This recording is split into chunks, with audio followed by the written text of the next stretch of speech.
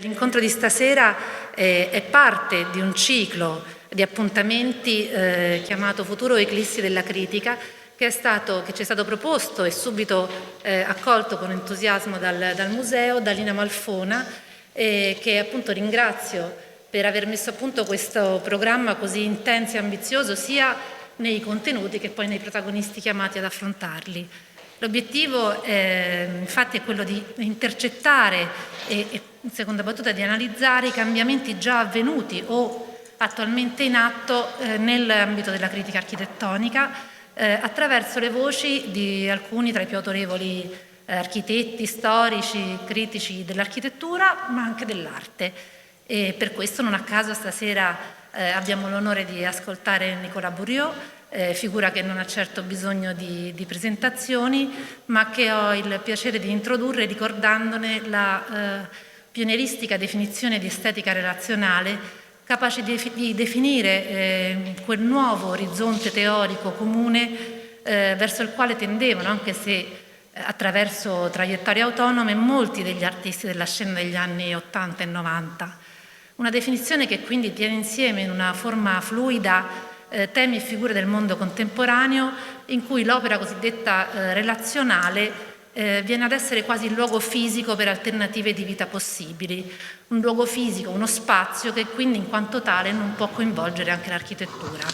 E questo ci porta qui al MAXXI, primo e ad oggi ancora unico museo di architettura in Italia, dove Nicolas Bourriaud ci racconterà proprio del suo rapporto con il mondo delle istituzioni museali e gli obiettivi del suo progetto curatoriale Radicant, mettendo in luce le nuove sfide dell'arte contemporanea nell'era della catastrofe ecologica, che è il tema centrale anche del suo ultimo libro, Inclusioni, Estetica del Capitalocene. Con Bourriaud stasera, per una conversazione che immagino già incredibilmente stimolante, è presente anche Luca Galofaro, architetto e docente di progettazione all'Università di Camerino, nonché curatore della mostra attualmente esposta nella galleria del MAXXI, la galleria 2, Architetture a regola d'arte, dagli archivi BBPR, Dardi, Monaco Luccichenti e Moretti. Io veramente non mi dilungo oltre per non sottrarre tempo all'incontro di stasera, che siamo già un po' in ritardo. Per chiudere velocemente vi ricordo solo gli ultimi due appuntamenti del ciclo Futuro, eclissi della critica, ossia quello del 14 aprile con Paolo Portoghesi e quello l'ultimo con Stenalle nel 5 maggio. Ringrazio davvero i nostri ospiti e vi auguro una buona serata. Grazie.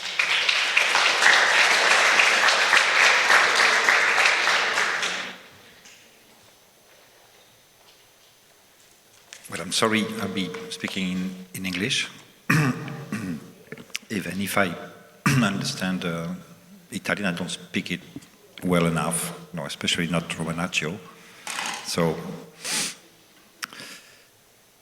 we wanted to talk today about, well, there was a kind of a line, under the series of talks, actually, which is the idea of criticism, and I think that the best definition of criticism, art criticism, would be to try to translate data into an analysis of space-time, let's say. What's going on and why is it going on are the two questions I will never get out of in a way. And at the moment, the main event that we all collectively are encountering is what is called the Anthropocene, climate change, and what I'm interested in is to understand what is it doing to art and artists. How does it transform the way we envision space and time, especially space today, but it could also go very far into time, obviously. Because why is art interesting? It's not because of its subject. Art is interesting because of the form it produces. And why? Because then you have information, you have data that are much more difficult to see, actually, in your newspapers, but which are maybe much more important than the factual anecdotal aspect of one problem. And what is the Anthropocene doing to us? First, it recreates space, the space inhabited by humans, according to new foldings. Actually, when you fold a piece of paper, suddenly you have things which were very far that get very close, and vice versa, actually. It recreates space according to foldings, which are actually different aspects of the evolution of the planet, which create new kind of spaces. And first of all, climate change and the Anthropocene in general is characterized by a kind of coming closer of areas which were formerly deemed separate. For example, who would have thought that a little, well, not so little, city in China, and bats and wild species would actually create a kind of worldwide event. We all know now that if we eat Nutella, for example, we just contribute to the destruction of the Indonesian and Malaysian forest, for example. We just buy something in the supermarket. Everything has gone global, viral, contagious, and close. There's a promiscuity which is absolutely new today between the vegetal, the mineral, the machines, artificial intelligence, the molecular, and the social. And it's not possible anyway to see the world as we did before, full with objects, actually, anymore. This is not an object. Actually, this is constituted of a huge amount of different molecules, each one coming from a very specific place and corresponding to the work of human beings somewhere, the deforestation of one place, etc., etc. No, it's an echo chamber, if you want. We're living in an echo chamber. And it creates a kind of crisis in a notion which is very important in art, and I will insist on this in this short talk, which is the notion of distance, being distant from something.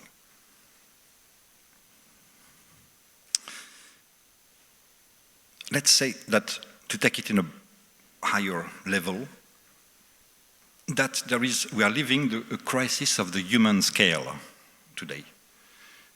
This scale that we think we do have, and we did have in every representation for 2 millenniums almost, is actually vanishing under our eyes at the moment. The human scale is absolutely put into question in many, many ways. And first of all, I think it's not possible anymore to represent the world as it's done in classical paintings, especially since the Greek and Roman painting, actually, which is a figure on a background. There is not such a thing anymore. It's not possible to represent a foreground in front of an indifferentiated scenery. Human figures today are or bigger or smaller than that. And what is not possible anymore is to cut them out from a natural, between brackets, environment. Because even the word environment is completely absurd if you think about it, closely. There's not such a thing as environment. We are not environed by a kind of scenery, by a kind of decor, like in theater. We actually are living in a world where we are agents as much as the so-called inert objects that we actually are surrounded with.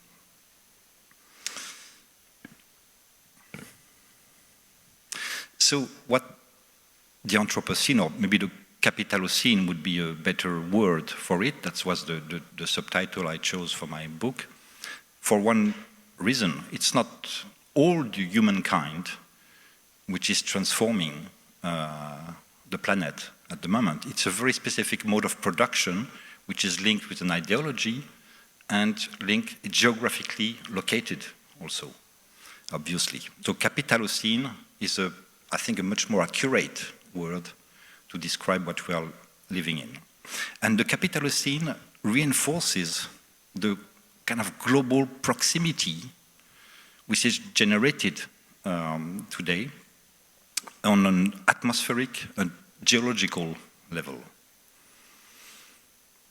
Anna, there's a very important scientist today, Anna Tsing, who wrote the Mushroom of the End of the World, who actually describes the very characteristics of the space during the Anthropocene would be a place where there's no escape for most of the species, no space anymore for them to regenerate, especially, for example, after the huge fires that happened in Australia 3 years ago, for example, which led to the death of millions of animals. The thing is that the space is narrowing as much for them than for us, actually human beings. And things are now, in a way, again, proximity, rubbing against each other in a very intense way.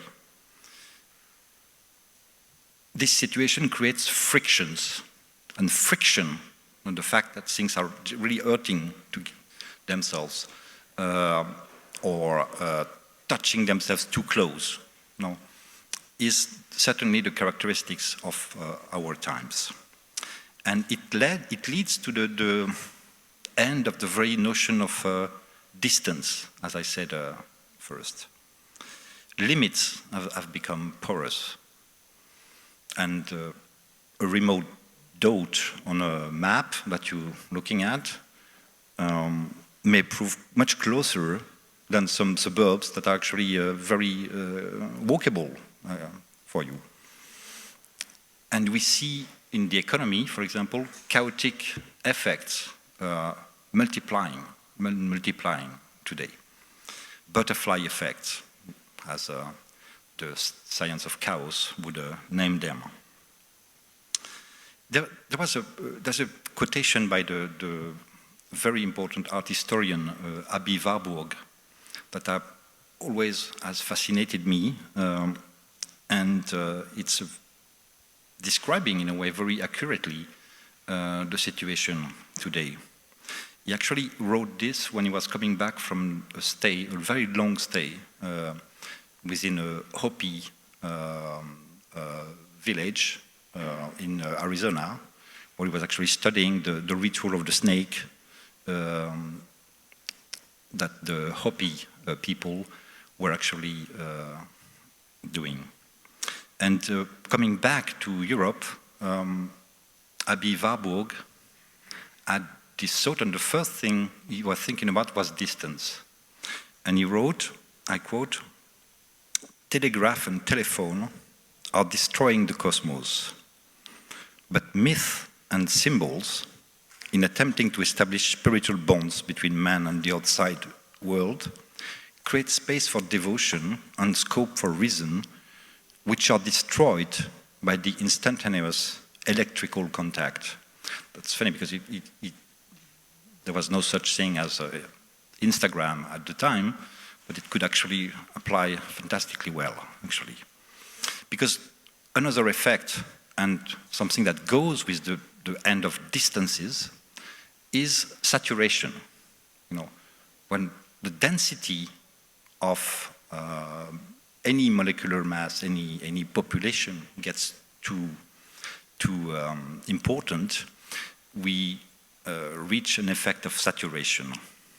And here I would like to quote another author, French poet and essayist Paul Valéry, who wrote in 1932, so very much in advance again, something which is really talking about saturation. I quote, "Every habitable part of Earth in our time has been discovered, surveyed, divided up among nations. The era of unoccupied lands, open territories, places that belong to no one, hence the era of free expansion, has ended. There is no rock that not bear a flag. There are no more blanks on the map. No region out of reach of customs officials and the law. So already in 1932, Paul Valéry had the consciousness of this, the fact that, yeah, the age, that's the way he concludes this text, the age of the finite world has begun. And we're actually living into it. Actually, factually, it's in 2002, I think, that the last two little blanks on the map of the world were actually completed through satellites. It was in Borneo, I think. So 2001 or 2, the 21st century begins with the idea that there's no blank space anymore. It's absolutely saturated. So think about this as our condition, actually. We are the first generations who actually live in a world which is finite and which has no blanks. And it, obviously, it's a new culture. We are living something that nobody else has before. And that's really fascinating and horrible at the same time, I have to say. And that's one of the reasons why contemporary art also, there's a kind of logics to the reflection upon the Anthropocene, the acknowledging of the climate change, and the invention of a new type of space, which is spontaneously done. It's not something which is thought about in advance. It's spontaneous in a way, in many ways, in many artists. But there is something in contemporary art which is by essence, I would say, catastrophic. And catastrophic in two different meanings that I'm going to talk about. Because there's a Swiss mathematician, René Thom, who got the Nobel Prize in the 70s, who talked about, introduced the concept of catastrophe in mathematics. And that's quite interesting in relation to the way we are obliged to live in a space which has no blanks anymore, and which creates this kind of new foldings I told you about. So René Thom called catastrophe points a mutant element into a morphology, actually. And I quote him, when a morphology, whatever type of morphology, is examined with the naked eye, everything is quiet. But as soon as one examines any one of its surroundings under the microscope, everything starts to move, and an apparently regular point proves catastrophic, which means mutating, which means that suddenly there's something contagious with the space it is close to, actually. And I tend to see the René Thom's mathematical theory as a questioning also of our binary certainties, actually, which another domain which is actually vanishing under our eyes for the last 20 years. I talked about this kind of binary certainties that we have, actually, for example, we have figures on the background, for example, that's the first one. Shape and content. Something has to be either open or closed. Indoor, outdoor. All of these notions prove more problematic than ever under the global warming effect. And art seems to draw lessons from the ecological catastrophe by inventing catastrophic modes of representation in the mathematical sense of the world, actually. This idea that no shape is closed or hermetic anymore.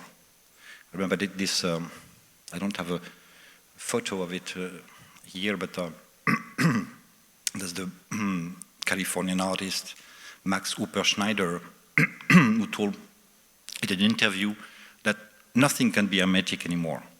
And that's why he was actually working its sculptures, into aquariums, actually. And all those aquariums are actually leaking, because the hermetic is not possible. There's not one molecular assemblage that is not connected to the others. And art actually shows that also in the way it represents the world. Figures are blending with the backgrounds, in other words. Shapes and contents are overlapping. There's not a single space which is entirely hermetic then anymore.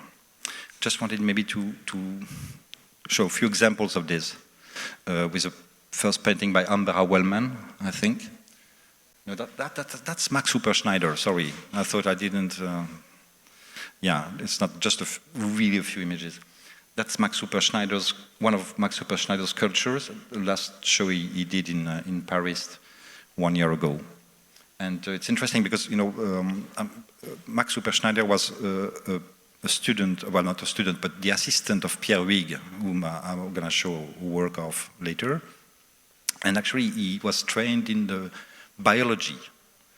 And there's something which is absolutely, and it's very apocalyptic also. It's really about a non-human world. It's about trying to find the image of the post-human planet, in a way. There's this quite interesting specialist of prehistory, André Leroy-Gourand, a French paleontologist, who was talking about the end of the world as when we will eat the last rat with the last little bunch of grass, then it's gone. And this makes me think of that, actually, to be honest. There's something... but it's not only about using material elements or that we can represent or display this way of thinking. I'm thinking about, there's an American painter, Anna Conway, for example, where actually all her paintings are showing also kind of post-human world, in a very cold way. And then at the opposite, you have Ambera Wellman, who here, actually she's a Canadian artist, and it's absolutely a tactile way of representing the world. Obviously, there's something really erotic also in a way of painting, but it's tactile, most of it. It's not seen with the eyes anymore. And she actually insists on composing spaces which have no coordinates anymore. There's no west, there's no east, there's no inside, there's no outside. It's not, maybe it's more visible in other paintings than this one, but just wanted to show a few possibilities. And there's such a huge array of ways to show disorientation, in a way. Because that's what it's about. It's about disorientation, I would say. Being oriented is to know where the west is, where the east is, the north and the south. I think it's not possible anymore. And let's say the usual coordinates, spatial coordinates that we're used to are slowly vanishing, and they are vanishing in art much faster than in our consciousnesses. So I talked about proximity, the end of distance, saturation. I have to talk about stridence and loops, because there are two, kind of effects that are produced by saturation and proximity. I'm going to try to make myself understood by using a musical a sound metaphor. Maybe you know what the Larsen effect is. It's also called the feedback effect. And the feedback effect, Larsen effect, you can call it both, happens, there's a kind of very strident sound when two things are too close one to another. That's exactly what I'm talking about. When things get close, too close, actually, like in overpopulation, for example, like in saturated spaces, you have this stridence that comes, which is a violent and very specific type of sound. And what is this the opposite of? It's the opposite of a wonderful notion that was really important for modern art, which is that you can find in the writings of Walter Benjamin, which is called the aura of something. The aura is exactly the opposite of the Larsen effect. And what the aura creates is this feeling of peaceful harmony that is exactly the opposite of the Larsen effect. And for example, Walter Benjamin in his original text talked about looking at the aura of the mountains in the faraway, for example. And that's exactly what it's about. The aura of an artwork, the aura of something, of someone, is, that's the definition by Walter Benjamin, the unique apparition of something which is far away, actually. Unique apparition of a distant reality, if you want. And you see how this is what we actually lost. We lost the aura with the distance, in a way. And the Larsen effect is the repetition of saturation, actually. And that's the space we live in, actually, nowadays, in some ways, more and more. And promiscuity, this kind of intense neighborhoods, let's say, also creates another pattern, which is the loop. And the loop is absolutely omnipresent in our lives today, especially in economics. Actually, you remember the scandals of the last 10 years with the Ponzi scheme, for example, Madoff, etc., etc. What was it? And what is our economy living upon? It's money making money, with no relationship whatsoever to any outside of it. There's no outside. Money makes money. And what it makes me think of is another big crisis which actually opened the 21st century, which is the mad cow disease. Because that was exactly the same thing. It's cows that were fed with dead cows. You see the loop again. Because it's, of course, it's economically rational.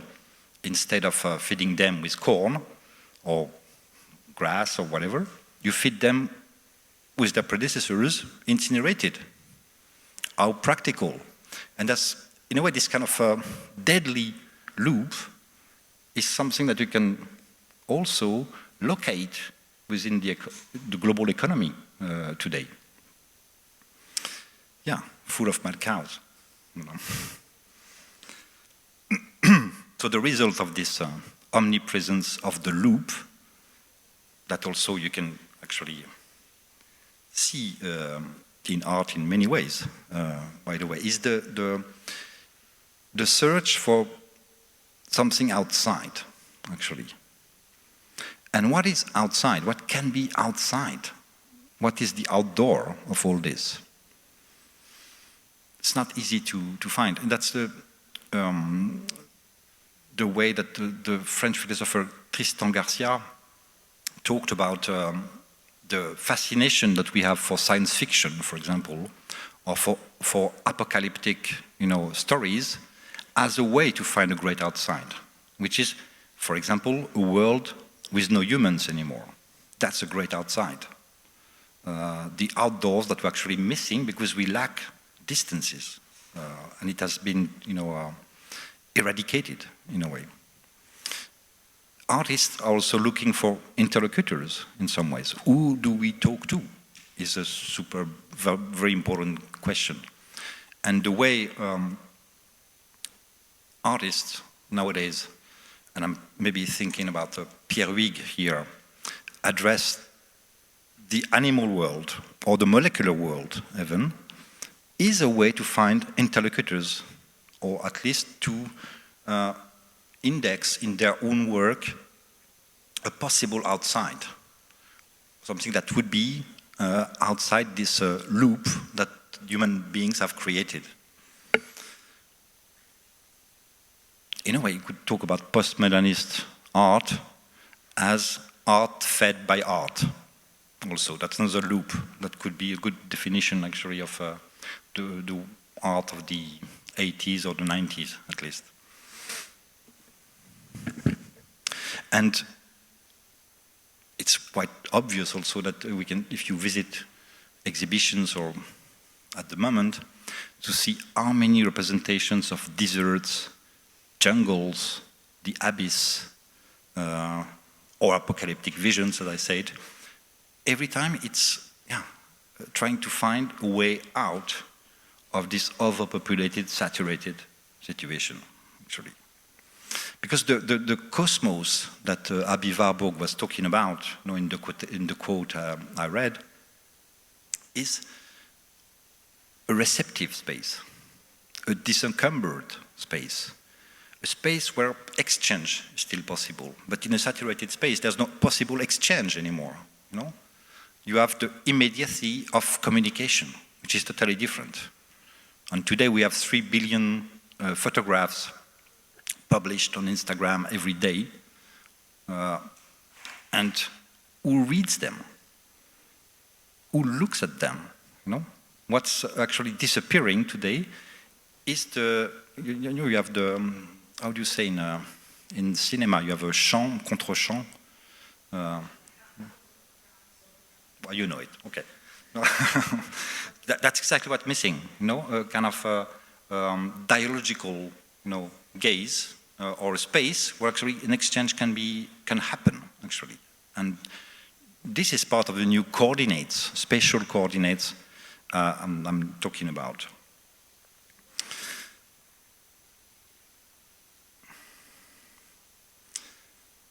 Because the aura, as defined by Walter Benjamin, is certainly the most interesting definition of what our distance plays with art, actually.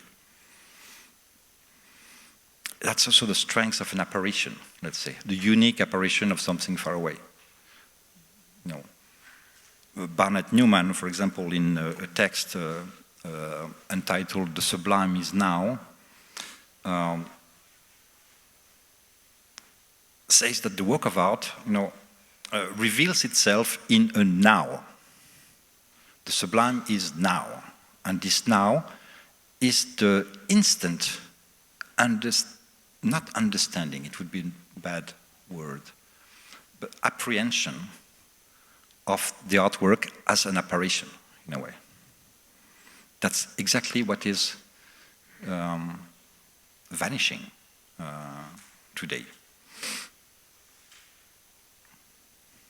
And the reality that Barnett Newman talks about is not that far from the way of thinking of the Hopi Indians that were studied and that Aby Warburg has lived with, actually.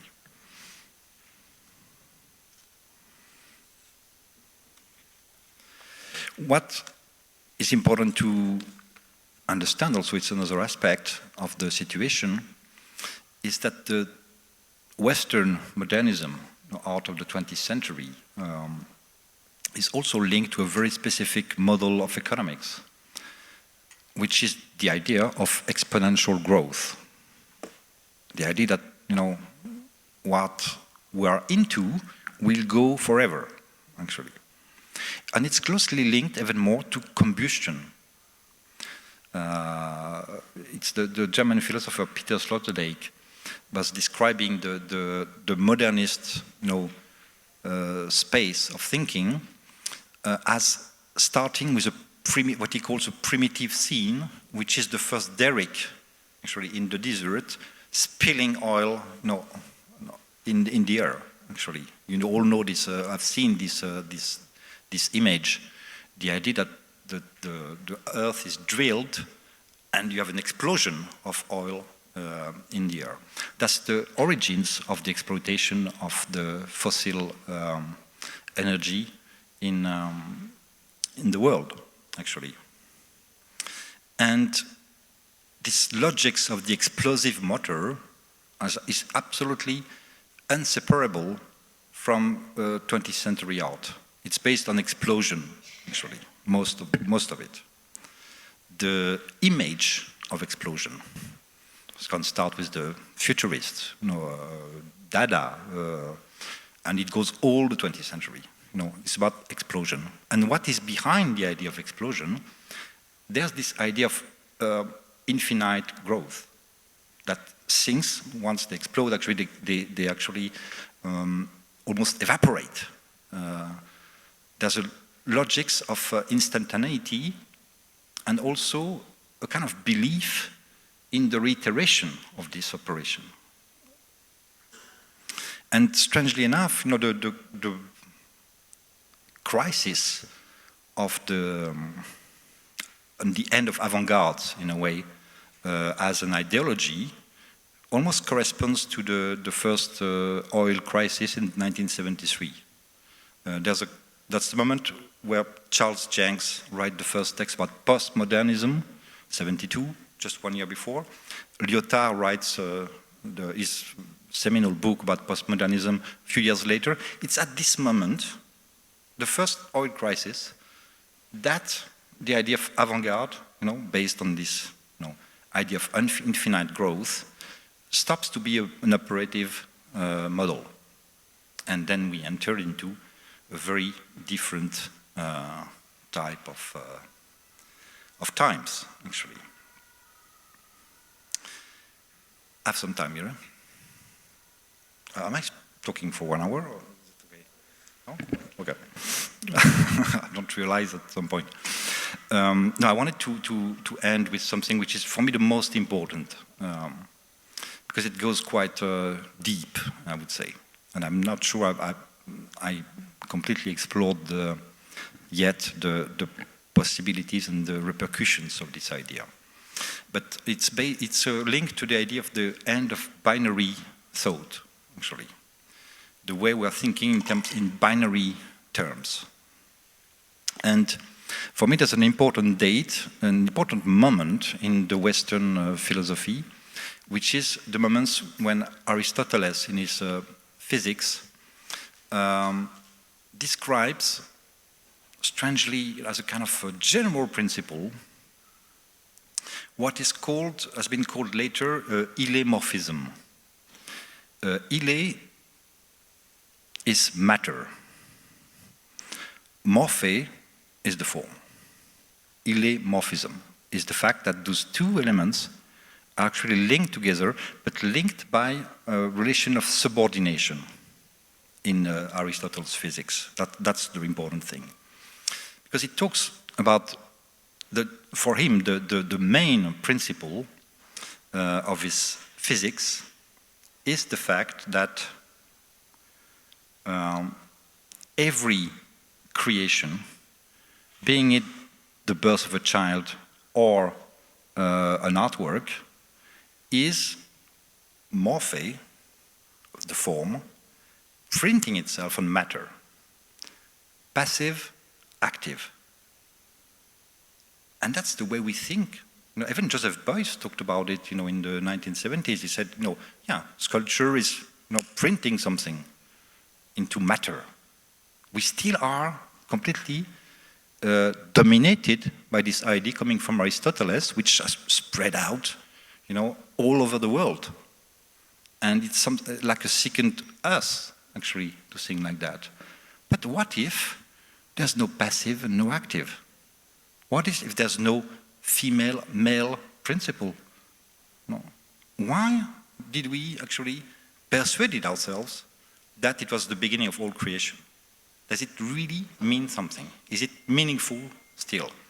That's where I come back to what I said at the very beginning, is that there's no figure on a background anymore. There's no figure in the background. Let's say, the artists that interest me today, the most, when I'm searching in this direction, are the ones who don't think that there is, on one side, some active subjects, and on the other side, passive objects. Everything is a subject. And that's an idea that you can find in many ways, actually, repercuted, for example, in the writings of Bruno Latour in a different way. We cannot think the world in terms of as if we were the only agents in a passive, objective world. And that's the birth of a new type of representation. That's a totally different thing, actually. Because this original separation, for me, is the core of all segregations, I would say. Because this pattern of thinking has been completely dominating the Western world since then. For example, the first one is nature and culture, for example. In the Bible, in the Genesis, you have clearly the idea that the human beings, well, men more, actually, I have to say, were given the possibility to master and dominate the rest of the species. It's in full letters. That's something you can find in Descartes in the 17th century also. There's the res cogitans, and then you have the res extensa, which is the inert thing which has no soul. And here again, we have this opposition which justifies all segregations, because it goes to civilized savages. Patriarchy. Woman equals nature. And the man is the form. That's in Aristotle. Active, passive. That's an imaginary pattern that undermines and leads the Western thought for 2 millenniums. That's why I like to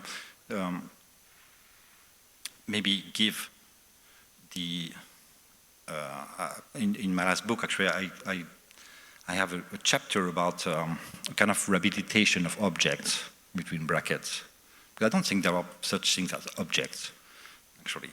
I think we have to extend, and that's what art does, extend the realm of the subjective and consider that we live into a world surrounded by subjects. If we would do like Ecuador 2006, I think, they pass a law saying that the Ecuadorian soil is a subject. New Zealand, more recent, 2009, I think. There's a law saying that the Wanganui River is a subject and can be defended into court, actually, for example. Suddenly, you have something which is supposed to be an object, fucking a river, who cares, that becomes a subject in terms of law, a political subject, but also, obviously a poetic subject. And we then see the world differently, completely. And that's this revolution of the mind that I think is operating in today's art in many ways.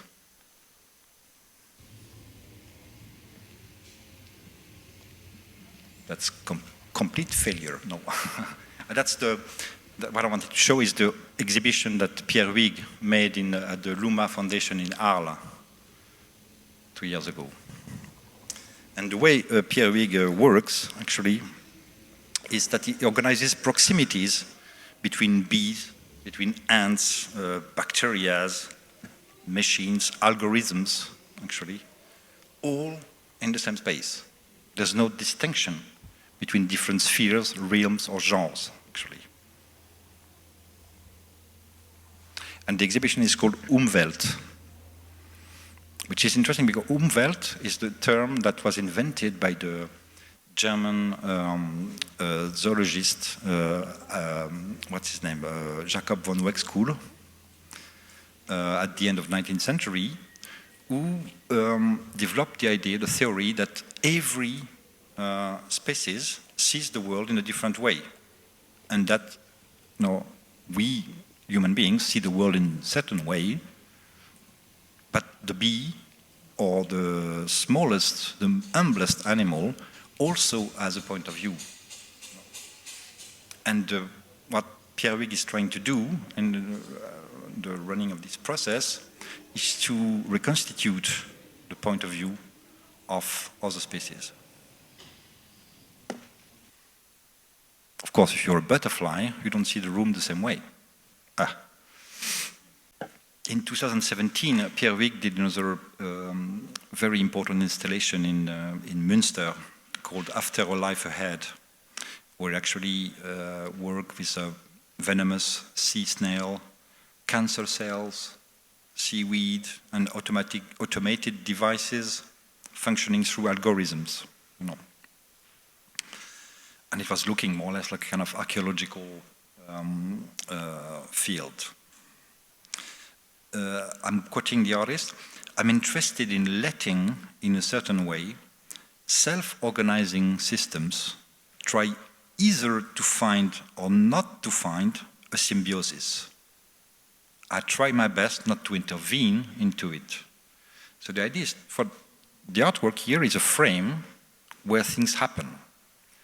And that's one of the reasons why the form of the aquarium is so important today, because that's exactly what it is, an aquarium. It's a frame where life happens.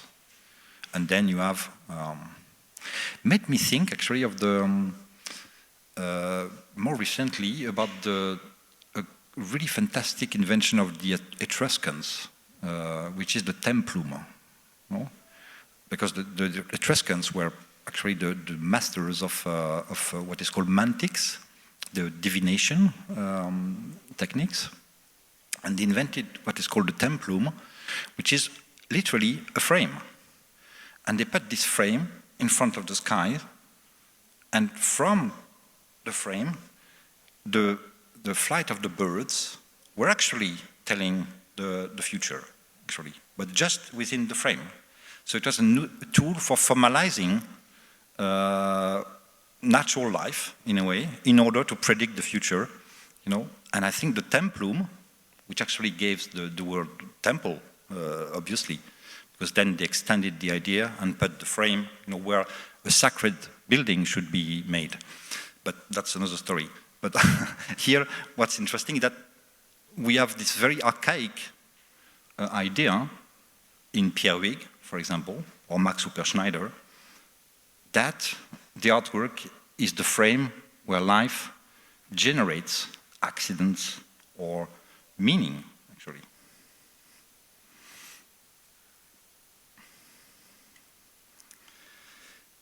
And yeah, that's what led me to privilege and to try to research more the way that today's artists were actually thinking in terms of, seeing the world in a molecular way, as I said a bit earlier, and not as a set of objects which are already predefined, actually. Because it's only our culture that predefines. You can call this a chair, for example. But it's also a very complex, as I said, amount of different matters, techniques, and memories, also of forms, that are absolutely infinite. And if you start to look at the world that way, obviously, things get a different aspect, obviously. And so many artists today are working, examining the, let's say, the physico-chemical characteristics of the world. I could mention a lot, like the Dora Budor, Pamela Rosencrantz, the two first names that come to my mind, Sam Lewitt in New York, etc., etc. But what I really believe is that there is, at the moment, something going on here. And that's this molecular approach to life and art will have very important effects on the next years. There's a physicist, Karen Barad, who wrote a fascinating book, actually, which goes into that direction also.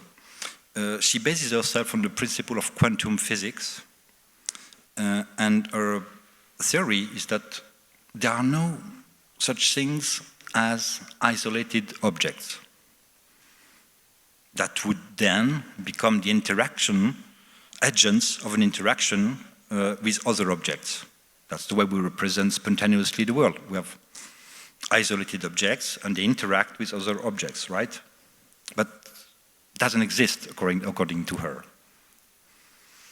Everything that exists, I quote, emerges from a relationship. And that's absolutely true at the very basic, aspect of life. Everything that lives comes from a relationship. Nothing is a simple thing, says Karen Barad. There are only beings that are doing things. It's totally different. No things, but agents that are doing things. And it's interesting to see that science here, especially at this level, are confirming, in a way, what's going on in the studios. And since beings are already connected, goes on Karen Barad, there are no interactions as such, but what she calls intra-actions, because there's no outside of this. The movements of a living reality that reconfigures itself permanently, and of course, separation does exist, but Karen Barad calls it agential cuts. It's cuts between different agents then. And there are only temporary separations from which other individuals emerge. To put it in another way, I can quote the Italian philosopher Emanuele Coccia, who says, what we call nature is just a space of perpetual negotiation inside which species try, without necessarily succeeding, to cohabit. Species, all species, are constantly changing the world, are constantly forced to dialogue and sign pacts with the others. It's more or less the same idea, seen from two different points of view, actually, the philosophical one and a scientific one. But here, what has definitely disappeared is the idea of the ile/morphe way of seeing the world. There's no ilemorphism anymore. Everything is the background for something or someone, and everything and everyone is a subject.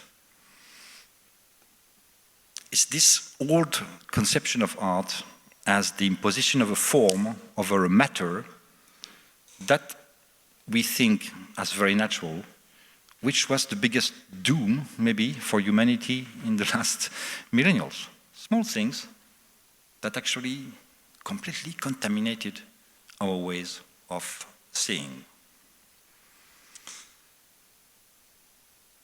And maybe I can stop here if I don't want to be too long, if you want to have the space for the questions.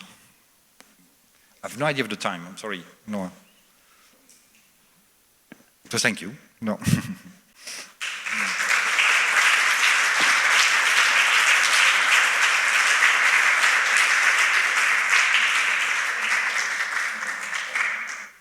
Okay, first of all, really thanks. I understand more with your speech of today, the thing that I read in the book, but I'm very interested in the reference of Warburg, because Warburg is an obsession also for me. No? And I really liked when you write in inclusion in the book that for Warburg, every artistic act seeks to build what he calls a mental space. No? Denkraum, yeah, in English, in German. Yes. So, and the mental space is a place of thoughts. No? And it's really very interesting. And the idea that the image, no, we can consider the artistic work as an image, not register the symbols that are inside the image. No? So Warburg is not interested in the intention of the artist. No? Is interested in the symbol. No? When we recognize the symbol and the repetition of the symbols. No? And this is something that you do a lot in the construction of your criticism about artworks. No? But at the same time, I have adapted, no? Because when you start your thinking from the symbol that you find inside the artworks, inside the image, or you start from the analysis of the reality, of the contemporary thoughts. Because Warburg, it's not just something that you use in the last book, no? You use the same reference. This is something that surprised me. No? You wrote several books, post-production, inclusion, the radicals, but every time you find the same origin of the thoughts, but with a new interpretation. No? And this is it's something really. So in fact, from my point of view, you didn't write 5, 6, 7 books, but you write just one book. And each book is a chapter of a thinking. No? So how your criticism starts? Where? From the analysis of the reality or from the symbol that you find in some image as the two images? I'm very appreciate a lot that you show just two images today. And this is really very important. You redefine your discourse around these two images. For us, I think that it's more clear to have one reference point and to read in this only one image, in only one artwork, all the thinking that you give us today.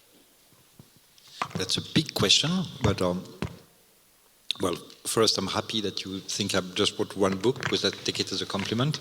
Because yeah, the thing is that one book generates the other, or more. Even more, actually, I'm always trying to think in between exhibitions and books, actually. For example, one book will lead me to an exhibition, and the exhibition, the way it's organized, what happens in the exhibition, what are the exchanges with the artists, etc., leads me to the next book, which leads me to the next show, which leads, etc., etc. I need both, actually, because I always say something which is very important to me. I'm not a philosopher at all. It's not my thing. I'm a curator who writes, period. That's my job. And that's the way I want to be, that's the way I want to position myself. It's very important. I'm just a practitioner who works with artists. And I don't want to be, I don't have the legitimacy to be a philosopher. It's not my thing. Because then I would actually be tempted to have ideas, which I don't. My God, no. The ideas come from the artworks for me. And you're asking me, is it coming from reality or from, I think it's coming from the reality of the artwork. I'm just maybe mad enough to think that this is reality, I think. And this is why, there's a very strange way of thinking coming out of it, because I do believe that's reality. That Pierre Huyghe's exhibition or Ambera Wellman's painting is as real for me as what I see when I wake up in the morning and go and take a coffee. So it's also interesting, this idea of the exhibition as a space, as a luogo, we say in Italian, and this is it's quite interesting for me, because thinking as an architect, of course, the places are really very important, no? And my second question is also something about your idea of places, no? And the museum, for example. So you work with the Palais of Tokyo, and the Palais de Tokyo is one of the most innovative museum, no? It's a museum without architecture. It's a museum in a very old building, but if you enter inside the museum, you don't recognize, no? You don't recognize a language, no? And it's interesting that museum grew up in the period where the museum are completely different from that, because we are in a museum that is an architectural object, no? So it's the object that attracts the people at the beginning, no? And the object sometimes take the presence on the space, no? And my question is about how architecture can define the place of an exhibition for you. It's very linked to curating, to me, actually, this question, because I envision both exactly the same way. I think that when I curate an exhibition, it's not the same brain processes than when I write a book or a text. It's a different, brain, actually. I have to forget about theory, and then the only reality that matters is how to make the works of the artists which are in the room talking to each other or exchanging something that could be productive, or what are the stakes actually of this gathering in a room. So it's a grammar actually, and it's a totally different grammar than a sentence. It's just and maybe I'm lucky enough to like both as much, actually. And I never privilege one to another. I really need both to and when I was had the chance to to be the director of an institution, I applied the same logics in a way. It's a space, and this space is crossed with, artists and how to organize it. And of course it goes with architecture, because the strong point of the Palais de Tokyo was the no architecture thing. And we asked Anne Lacaton and Jean-Philippe Vassal, who were the architects of the original, still are actually, because it doesn't really change so much. So a few white walls, but otherwise it's the same. The idea was to... The restaurant change every 5 years. Yeah, the restaurant is such a shit now, I'm sorry, but it's... I'm ashamed of this, but okay. It's terrible. It's like a chic pizzeria. No, that's horrible. No. Well, sorry. Nothing to do with that. But, but it's not anecdotal, because, a building like this has a logics, and it should be, the most important thing is the concept. The concept of Palais de Tokyo at the beginning was, a space which was not intimidating, actually, to see art. And so casual that actually even the walls were not redone, actually. But at the time, people were insulting us in the street for that. It was not, now it's normal. But it was 20 years ago, it was not normal, believe me, not at all. And whenever I could actually open a new space or been asked to work, to conceive a new space, of course, architecture is crucial. I was lucky also I conceived the Pinchuk Art Center also in Kiev, actually, which is actually still existing. And the idea was to actually have at the very top of a building a kind of spaceship completely cut out from the rest of the city. Because it was corresponding actually first as to the situation at the time in 2005, if I remember well.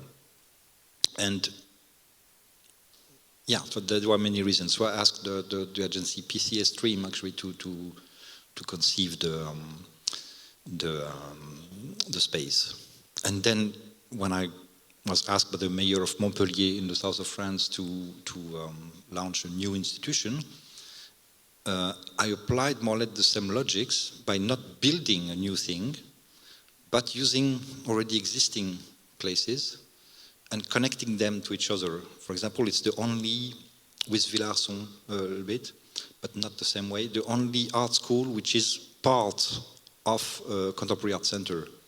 And the idea was to connect different things that were existing and make them live differently, actually.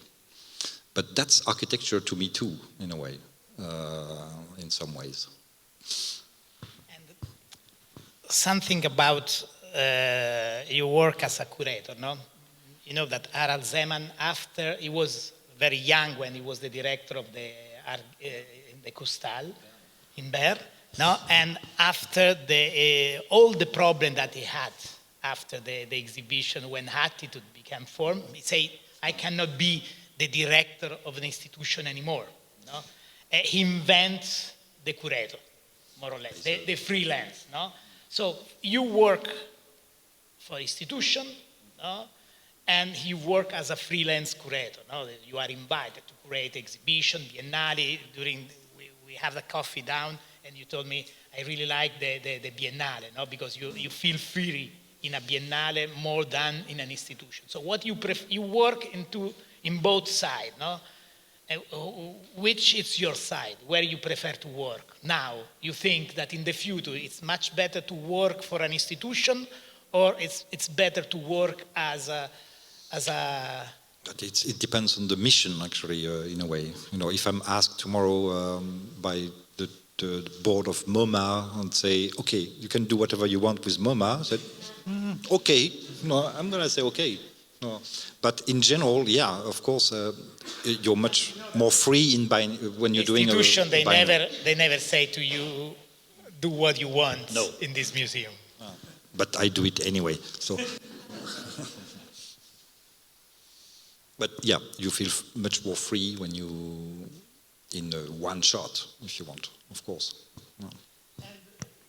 You quote, I think that this could be my last question. I'm very happy if you have questions for Nicolas, but you quote different artists, no? Also from different periods. You never, also when you talk about the artists, you try to find the origin of a research in another period, no?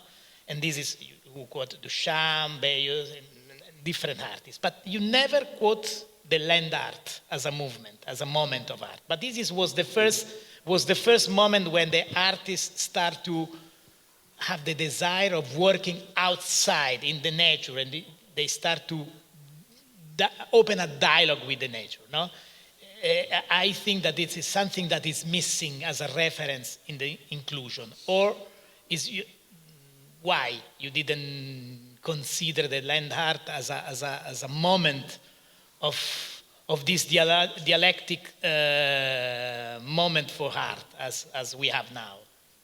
That's a good question. I didn't have this impression, but maybe you're right, actually. I quote Robert Smithson a lot.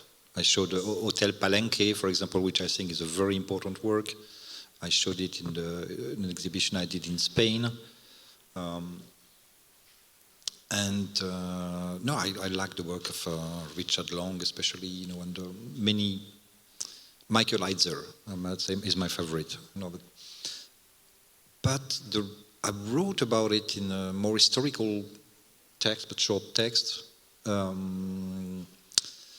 It's a blank spot. Suddenly, I have no idea why. It's strange. Sometimes you just tend to.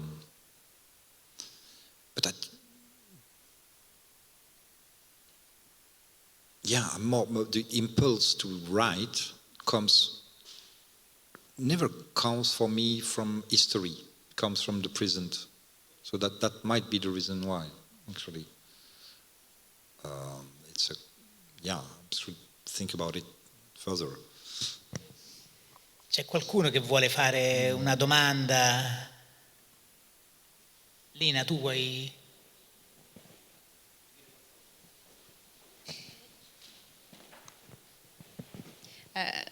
First of all, thank you very much for your lecture. It's a privilege for us to have you here. I have just a little question, but I don't know if from the audience there is someone that wants to ask something to Nicolas. Yeah, it's better. Hello, thank you for the lecture. I think it's a pretty short question, but it's regarding the act of the image itself actually being like a human and Anthropocene construction. So you speak about trying to bring different perspectives into the image, but maybe the image itself is in itself an anthropocentric construction, kind of like the sublime or the idea of constructing images is. I see your point. I actually don't think that the image is an anthropocentric phenomenon, and I devoted a chapter of my last book about it.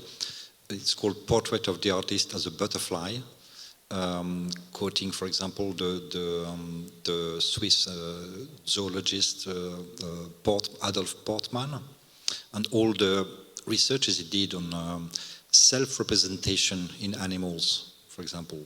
And for example, another writer, Roger Caillois, was comparing actually the wings of the butterflies to the artworks that the human beings do, actually, and thinking that after all the logics was quite similar. It's a field of research that I'm really interested in, actually. For example, when there's an Polish/American artist, Agnieszka Kurant, who did a series of works in 2017, I think. She actually bought a lot of really shiny, small, things that you can find in shops, and she actually provided colonies of termites with elements of construction, actually, which were coming from the New York shops, actually. And the termites actually just built nests on each colony did a completely different work, actually. So you could see the idea of style in the world of termites in an absolutely fascinating way, because then after this experience, she actually molded the termites' nests and made them into sculptures, inside, outside. So there are two different series. And for example, you have a colony of termites, which was really Bauhaus, very brutalist, actually. And the other one was completely Baroque, etc. It's really fascinating. So I don't think this is a specificity of the human beings at all. Then you have different degrees of understanding. But there is sorry, I could talk 1 hour about this, but there's a fascinating story in Charles Darwin, which makes me think a lot at this moment. I'm writing about this at the moment. There is one bird, I forgot the name, actually. Birds actually collecting things that are glittering or shiny, except to build nests. And the idea is to propose this nest to a female, actually. And I've been writing about this bird, which builds nest with 2 doors, actually. One in, one out. And the female passes, and then if she's not thinks that it's not good for her, she goes. And it goes much further than that. Charles Darwin, in his second book, which was absolutely not successful, on sexual selection, has demonstrated that, for example, in the peacocks, the wonderful, fantastic, colors of the peacock were actually coming from the female selection. She is the one that chooses the different elements of the species. And this is the reason why I read the text from the time. Actually, most of the people, the commentators of the theory by Charles Darwin, absolutely hated it. There's a text saying even that in whatever species, it's not possible that the female does the job. It's completely misogynist, and that's the reason why this aspect of Charles Darwin's theory has not been, put into the fore, and people only keep the idea of competition or selection, which is the male aspect of it, obviously. So this is something I want to work on from now. So this is a very important field, I would say. But I could develop that, but it's a... Yeah. Thank you.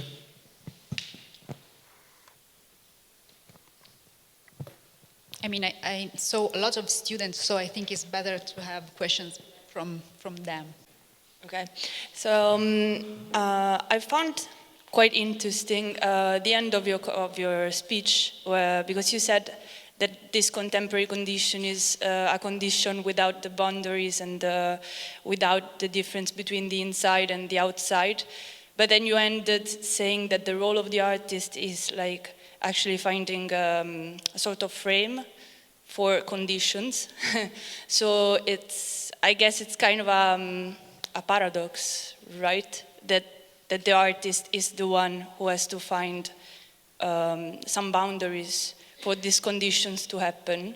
So I was wondering how you kind of feel or explain or find a solution to this sort of antithetic notion that we have. Those notions are antithetic for millenniums, actually. It's interesting to notice, for example, that the Chinese word for painting comes from the act of delimiting fields, actually.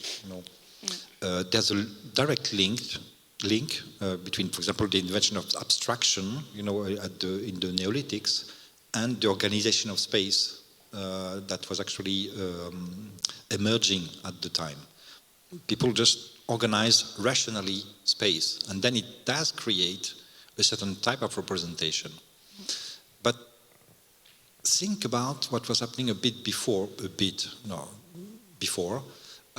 in the Paleolithics. For example, see the cave of Altamira, see the cave of Lascaux, and you will see a swirling composition. It swirls. No, there's no assignation to things. That is what we lost, actually, with a different organization, a more sedentary organization of human life. Okay, so isn't it like movement within a boundary anyway? So, like... Why do you want to have so much to have boundaries? Oh, because you are actually speaking about them. Framing is not necessarily boundaries. Okay. That's important to... Maybe that's what I was asking, actually. Like, if it's... what are the blurring or merging concepts between the two, I think, also. I think the moment those things get blurred might be the most interesting moments, actually.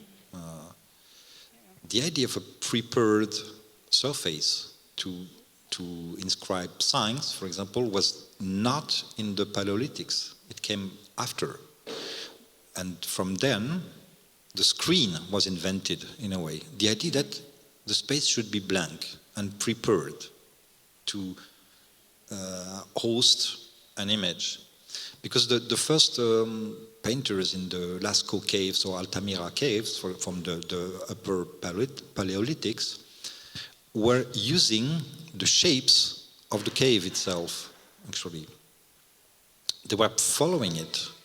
The idea of a specific space for art didn't come to their mind, actually, because it had to follow the lines of the caves and whatever surface they were finding. It was more like a collaboration in a way.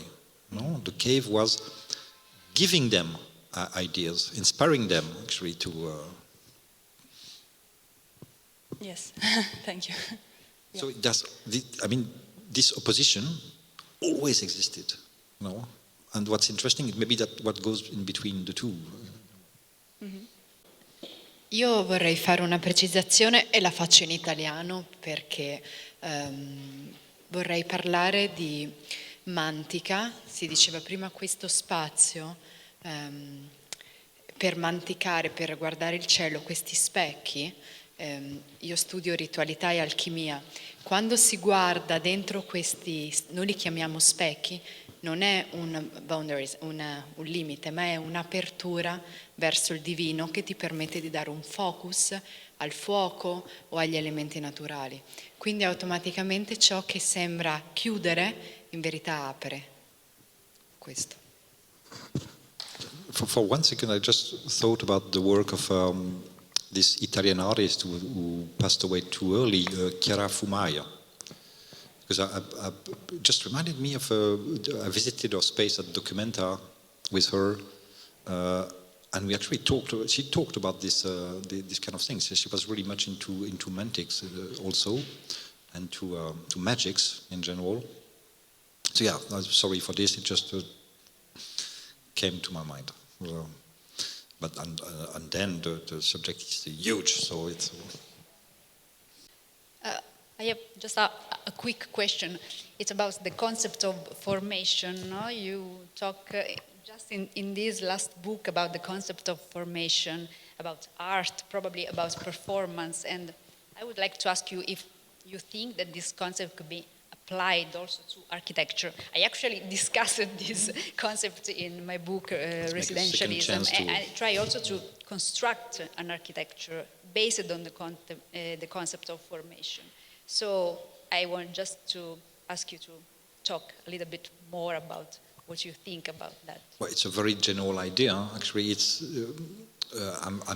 I tend to privilege what I call formations over forms. You know, because the form is static and closed.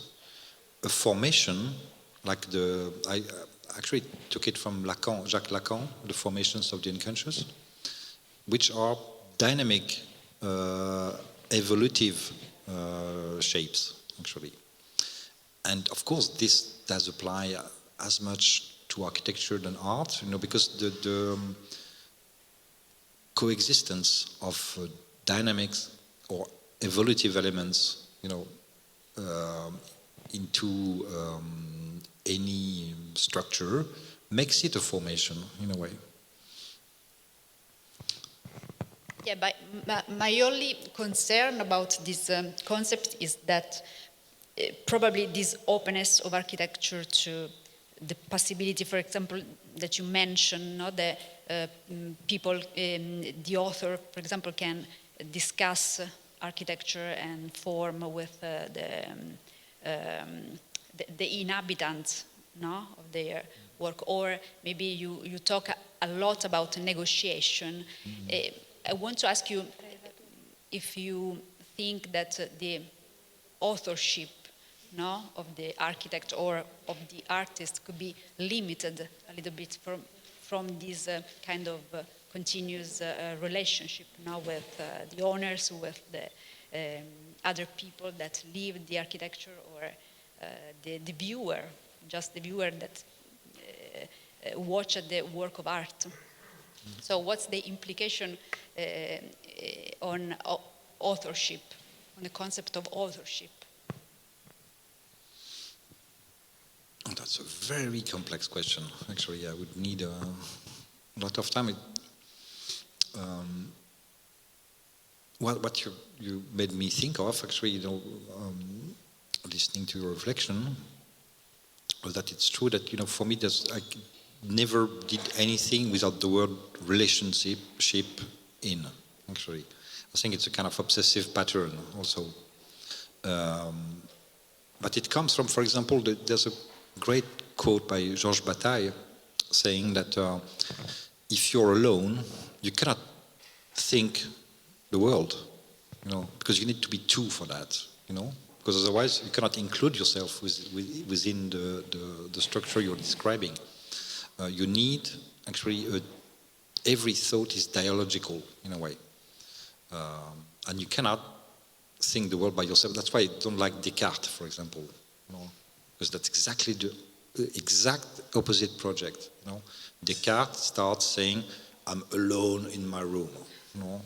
Okay, guy, but and that's the difference, actually, and it might be the reason why it goes into vision of the world, which I really don't like, actually. So relationships, and I don't link this, particularly to authorship in any way, actually. It should be examined, in a different way. I never did that, strangely. Va bene, allora io penso che possiamo concludere a questo punto. Io vi invito, chiaramente vi ringrazio per la presenza e vi invito ai prossimi appuntamenti di questo ciclo di lezioni, appunto, Futuro, eclissi della critica. Il 14 aprile avremo Paolo Portoghesi e poi ultima lezione, appunto, il 5 maggio con Stenallen. Ringrazio moltissimo Nicolas Bourriaud e grazie a tutti.